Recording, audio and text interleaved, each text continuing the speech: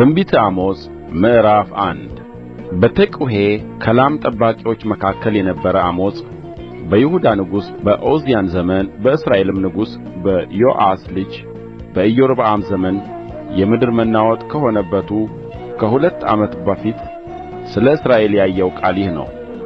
እንዲህም አለ። እግዚአብሔር በጽዮን ሆኖ ድምፁን ከፍ አድርጎ ይጮኻል፣ በኢየሩሳሌምም ሆኖ ቃሉን ይሰጣል። የእረኞችም ማሰማርያዎች ያለቅሳሉ፣ የቀርሜሎስም ራስ ይደርቃል።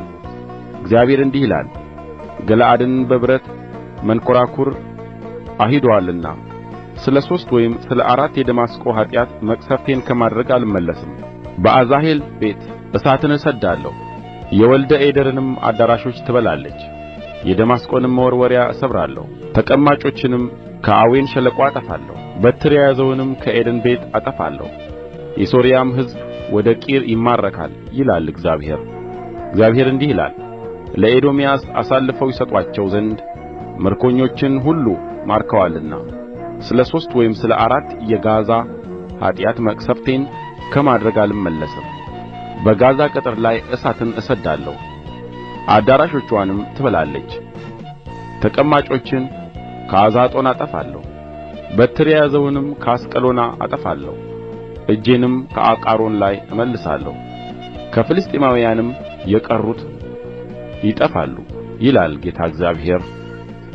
እግዚአብሔር እንዲህ ይላል፣ ምርኮኞችን ሁሉ ለኤዶምያስ አሳልፈው ሰጥተዋልና የወንድሞችንም ቃል ኪዳን አላሰቡምና ስለ ሦስት ወይም ስለ አራት የጢሮስ ኃጢአት መቅሠፍቴን ከማድረግ አልመለስም። በጢሮስ ቅጥር ላይ እሳትን እሰድዳለሁ፣ አዳራሾችዋንም ትበላለች። እግዚአብሔር እንዲህ ይላል፣ ወንድሙን በሰይፍ አሳድዶታልና ርኅራኄንም ሁሉ ጥሎአልና ቍጣውም ሁልጊዜ ቀድዶአልና መዓቱንም ለዘላለም ጠብቆአልና ስለ ሦስት ወይም ስለ አራት የኤዶምያስ ኃጢአት መቅሠፍቴን ከማድረግ አልመለስም። በቴማን ላይ እሳትን እሰድዳለሁ፣ የባሶራንም አዳራሾች ትበላለች። እግዚአብሔር እንዲህ ይላል፣ ዳርቻቸውን ያሰፉ ዘንድ የገለዓድን እርጕዞች ቀድደዋልና ስለ ሦስት ወይም ስለ አራት የአሞን ልጆች ኃጢአት መቅሠፍቴን ከማድረግ አልመለስም።